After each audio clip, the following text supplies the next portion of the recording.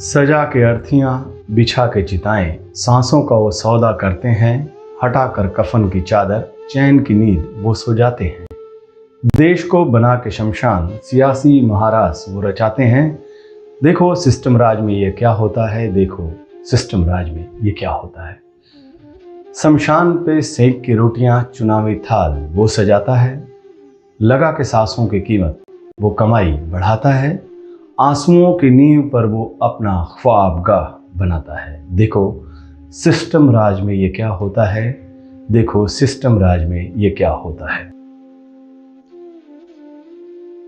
न जाने कितने अपनों से बिछड़ गए, न जाने कितने लोगों के सर के ऊपर से हाथ उठ गए, न जाने कितने बच्चों के माँ बाप, दादा दादी, नाना नानी, बूढ़े बच्चे, चाचा चाची, न जाने कितने दोस्त यार बिछड़ गए।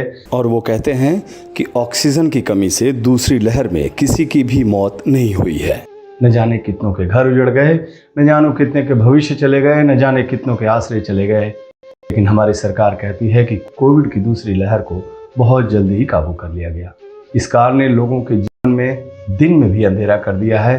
शमशान में लाशें, खेत में लाशें, कब्रिस्तान में लाशें, सड़क पर लाशें, अस्पताल में लाशें, तिपहिए पर लाशें, दुपहिए पर लाशें, कंधे पर लाशें, गंगा की रेत पर लाशें, उसके किनारे लाशें, तैरती लाशें। और हमारी सरकार कहती है कि बहुत जल्दी काबू कर लिया है। माफीनामा उन तमाम लोगों को जिनकी मौत को भी हम एक्नॉलेज नहीं कर रहे हैं, जो हम जान ही रहे हैं कि वो मारे गए।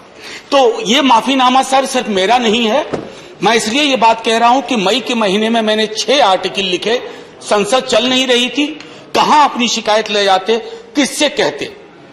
मुझे भाजपा के मित्रों ने, कई साथियों ने कॉल किया, बधाई दी। मैं उनका भी एहतराम करता हूं और कहता हूं कि ये भरोसा इस सदन का है कि हम सबको एक साझा माफीनामा उन लोगों के नाम भेजना चाहिए जिनकी लाशें गंगा में तैर रही थी।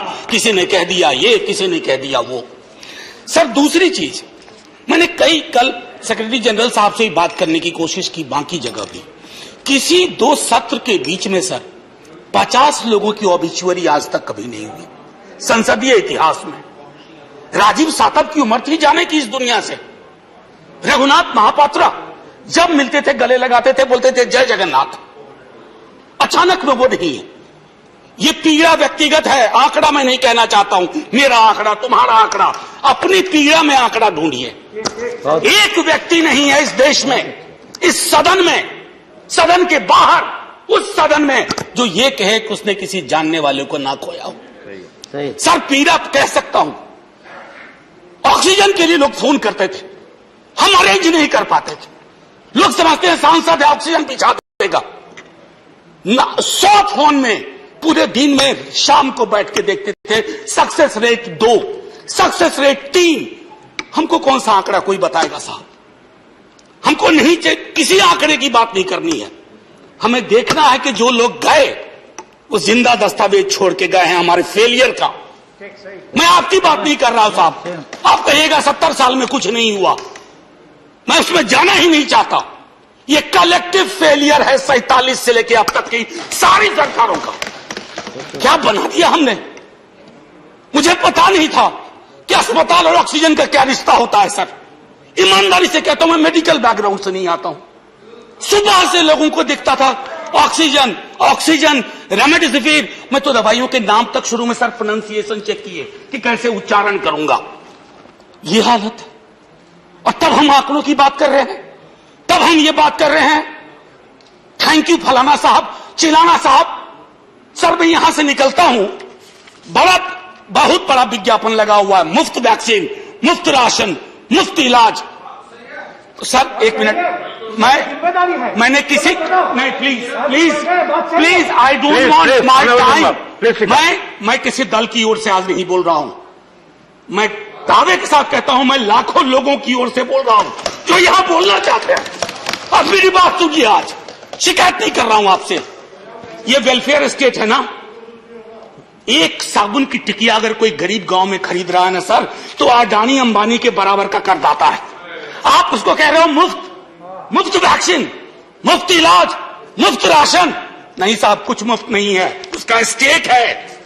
इस वेलफेयर स्टेट का कमिटमेंट है, उसको आप डिनाग्रेट मत करिए। डेमोनाइज मत करिए, उसे बौना मत बनाइए, ये आग्रह है मेरा। सर, मैं इससे पहले की कुछ और बातें कहूं, मेरे पास सही वक्त है। सर, इस कोरोना को मैं भी मानता हूं, मेरे पूर्व के वक्ता कुछ कह रहे थे, ये चैलेंज है हमारे लिए सर। बहुत बड़ी बड़ी बातें नए नए कानून की हो रही है। राइट टू हेल्थ की बात क्यों नहीं करते हम लोग? राइट टू हेल्थ, स्वास्थ्य का अधिकार, उसमें कोई किंतु परंतु लेकिन परंतु नहीं, सीधे तौर पे स्वास्थ्य का अधिकार constitutionally guaranteed, right to life के साथ लिंक करिए। किसी अस्पताल की मजाल नहीं होगी कि वो उस खिलवाड़ कर पाए उस राइट टू लाइफ का, करना नहीं चाहते। राइट टू वर्क, उस पर काम करिए। पॉपुलेशन को लेकर के बहुत बातें हो रही हैं साहब, डेमोग्राफी को डेमोग्राफर्स को छोड़ दीजिए, बड़ा संश्लिष्ट विज्ञान है, लेकिन ये हम कर सकते हैं इस सदन और उस सदन में। Right to life, right to work पर लेजिस्लेशन लाइए ताकि कोई आपदा आए। अभी तो हमारे लीडर ऑफ हाउस नहीं है, नए नए बने हैं, उनसे मैं कहता जब वो रेल मंत्री थे, हॉस्पिटैलिटी सेक्टर के लोगों को निकाल दिया गया। इसी कोरोना काल में मैंने लगातार आवाज उठाई, कोई सुनने वाला नहीं है सर, कोई नहीं सुन रहा। अगर आप सांसद की नहीं सुन रहे हैं तो जो छोटे अदना संविदा वाले नौकरी से निकाले गए उसकी कौन सुनेगा सर। एक और अद्भुत चीज हुई इसी कोरोना के दौरान, माननीय उपसभापति महोदय, जब हाहाकार मचा हुआ था हॉस्पिटल के लिए, आईसीयू बेड्स के लिए, दवाइयों के लिए, यह हाहाकार जब मचा हुआ था उस दौर में सर कई चीजें हुई, जिसमें से एक जो महत्वपूर्ण चीज मैं जिसका जिक्र करूंगा, उस हाहाकार में सरकारें, मैं सिर्फ केंद्र को नहीं कह रहा हूं, कई राज्य सरकारें भी नदारत थी। वो 1.5 महीना कैसे बिताया है इस मुल्क ने। हमारे सदन के कोई लोग बड़े मुश्किल से बच के आए, मैं नाम नहीं लूंगा। पूरे देश ने वो वक्त कैसे बिताया है, नाइटमेयर की तरह लगता है सर, डरावना लगता है। एक मेरा स्टूडेंट पढ़ा है, वह 37 साल का, हॉस्पिटल का बेड जब तक मैंने अरेंज किया वो दुनिया छोड़ के जा चुका था। मैं इसलिए बार बार इसको किए इसलिए ये कह रहा हूं कि इसमें व्यक्तिगत पीड़ा को ढूंढिए, तब हम इसका निदान ढूंढ पाएंगे। मेरी नाव तुम्हारी नाव, मेरा काल तुम्हारा काल, ये तो बहुत कुछ हुआ, इस भौकाल से आपको कुछ हासिल नहीं होगा। सर बस 1 मिनट और लूंगा, जो मैं कहना चाह रहा था। सर, एक खत मैंने मृतात्माओं के नाम लिखा था, कुछ कर नहीं पा रहा था, बेबसी में एक खत लिखा जो लोग इस दुनिया से चले गए। उसमें कुछ मैंने सलाह दी थी सर सरकार से, और ये जो उस बीच में कहा गया कि सरकारें फेल नहीं की, सिस्टम फेल कर गया। अरे साहब, ये सिस्टम कौन क्या है? बचपन से सुनते थे कि सिस्टम के पीछे व्यक्ति होता है, सिस्टम के पीछे एक संरचना होती है।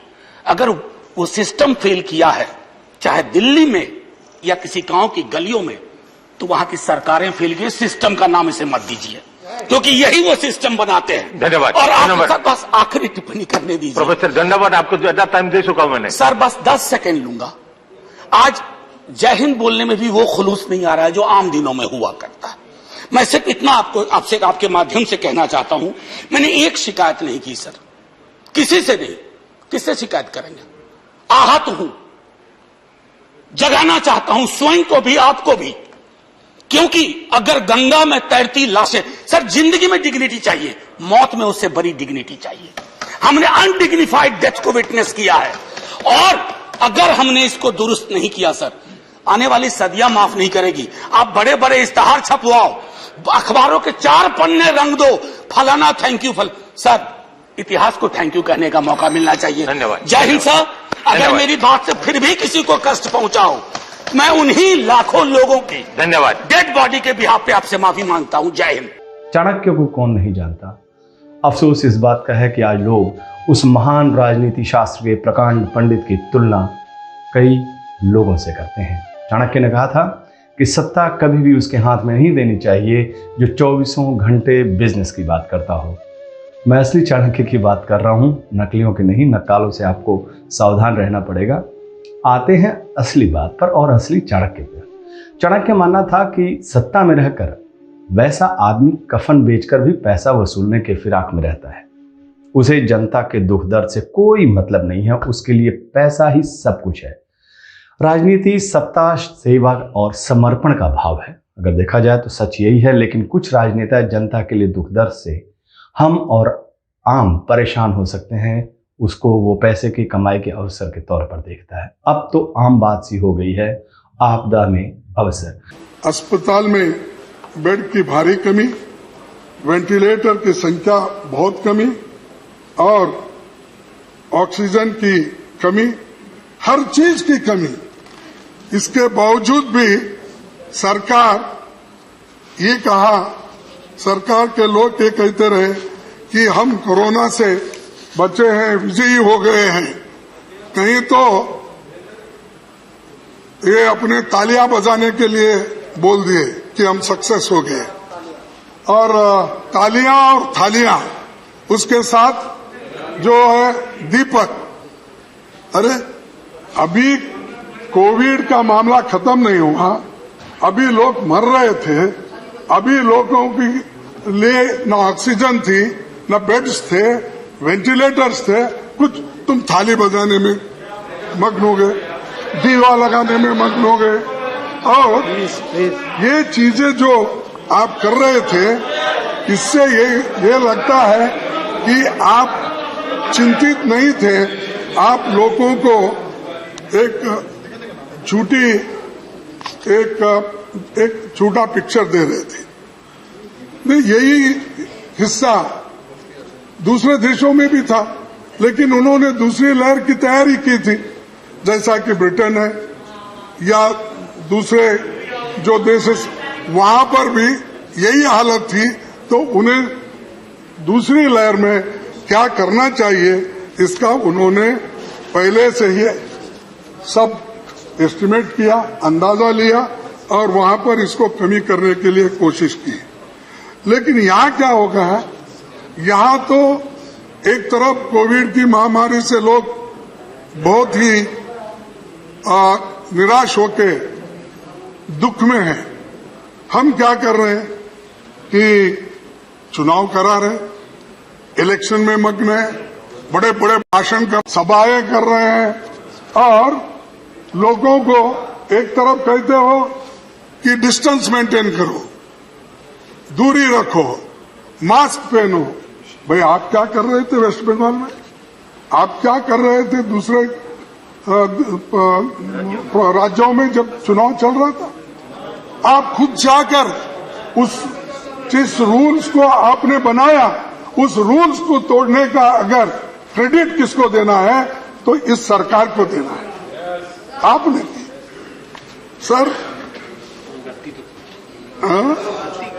हाँ, ये सबको तबाह और तंग करने की कोशिश की। आपका समय समाप्त होने वाला है माननीय लोग। सर अरे मेरा तो इतना अभी कहने का है, आप कोविड वैक्सीन कितने लाने वाले हैं? तय किया है 4 घंटे, उसी के तहत मैं आपसे कह रहा हूं आपका समय समाप्त होने वाला है। नहीं, अब देखिए, आप अगर ऐसा कहे तो मैं बैठना ही पड़ेगा, क्योंकि मैं नहीं कहूंगा, ये समय आप लोग तय करते हैं माननीय एलओपी में। चेयर नहीं करता, चेयर वही करता है जो आप लोग तय करते हैं। देखो, इसके वजह से कोविड के इस मिसमैनेज के वजह से लोगों के नौकरी आ गए, इकोनॉमी तंग और तबाह हो गई और अनएम्प्लॉयमेंट बढ़ गया, इन्फ्लेशन बढ़ गया, लोगों के हाथ में पैसा नहीं, और लोग उनके हाथ में पैसा दो, ये हमारी डिमांड थी। और खास करके श्रीमती सोनिया गांधी जी ने और हमारे फॉर्मर प्रेसिडेंट राहुल गांधी जी ने और सभी ने कहा कि लोगों के हाथ में पैसा दो ताकि उनको खर्च करने के लिए ये मिले। जब आप खर्च करने के लिए उनको पैसा मिलेगा तो नेचुरली एमएसएमई सेक्टर हो, मैन्युफैक्चरिंग सेक्टर हो, दुकान हो, खरीदने के लिए उनके पास आते हैं तो सारी चीजें ठीक होती। लेकिन वो बात भी आपने नहीं सुनी, उसको भी आपने नजरअंदाज किया। और आज इस देश में आपने कहा कि वैक्सीन हम दिसंबर के अंदर सभी लोगों को देने वाले, लेकिन आज की हालत है 2 डोज किनको दिए हैं, सिर्फ 5% लोग हैं, 5.33। और अरे आपके आंकड़े देखो, फिर बाद में बात करो। तो ये सुनिए, अरे मैं पढ़ता हूँ, मैं पढ़ता हूँ। आपका समय खत्म हो चुका है, please conclude. 1 minute I, 2 minutes I थे। प्लीज देखिए टोटल पॉपुलेशन 60 साल के ऊपर वालों का 10 करोड़, और फर्स्ट डोज जिनको मिला वो 10 करोड़, 99% उसमें मिला। 45 से 60 साल के लोगों को सिर्फ 65.67%, 18 to 45 को 108 करोड़ पॉपुलेशन है, उसमें 15 करोड़ डोसेस मिले, एक यानी 14। ये डबल डोज के कितने हैं? सिर्फ 5 करोड़। तो इसीलिए ये जो आप लोगों को कह रहे हैं कि हम सब सही आंकड़े के साथ ही बोल रहा हूं, ये देखना, देखिए प्लीज तो 2 मिनट ऑलरेडी हो गए और अधिक मानिए लोग, प्लीज नहीं थोड़ा देखिए, प्लीज कंक्लूड। देखिए सुप्रीम कोर्ट भी कही कि आपके इंतजाम ठीक नहीं है। यूपी में जो कुंभ मेला कर रहे थे, किसकी नहीं सुने। उसके बाद और एक कावड़ यात्रा करे, तो उसको भी सुप्रीम कोर्ट को कहना पड़ा कि भाई एक पैंडेमिक में तुम ऐसा करना ठीक नहीं है। जब जब सुप्रीम कोर्ट ने कुछ कहा तभी आप करने को तैयार हो गए, लेकिन आप दिल से एक बात भी नहीं किए। ये लोगों को परेशान करने की बात है। कंक्लूड नाउ यस, अब जब आप बोल रहे हैं, मैं नहीं बोला, समय बोल रहा है मानिए। नहीं सर, मैं इतना ही कहूंगा कि समय बोल रहा है, समय के तहत हमको चलना भी है। तो मैं खुद प्राइम मिनिस्टर को मिलके 3 लेटर दिया। एक सोनिया गांधी जी से लिखे सो, मनमोहन सिंह जी लिखे सो, मैं खुद लिखे सो।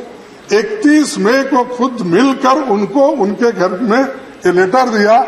इतने सुझाव हमारे से आए हैं, इसको आप अनुष्ठान में लाओ, लेकिन उसका कोई उत्तर भी नहीं है, उसके बारे में कुछ कहने का भी नहीं है। तो आखिरी में मैं यही कहूंगा, क्योंकि आप जरा गुस्से में दिखते मेरे। नहीं, मैं क्यों गुस्से में दिखूंगा? तो समय आप लोगों ने तय किया है, कृपया अपनी बात मेरे ऊपर न डालें। नहीं, क्योंकि 1 घंटे में तो 1 घंटा तो चले गया, अब दूसरी बहुत से बातें थी, वो बड़ा।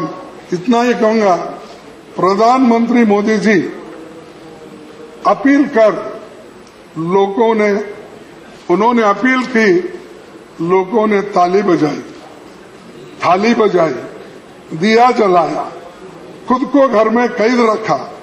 लोगों ने आप पर भरोसा जताया, लेकिन बदले में आपने क्या दिया?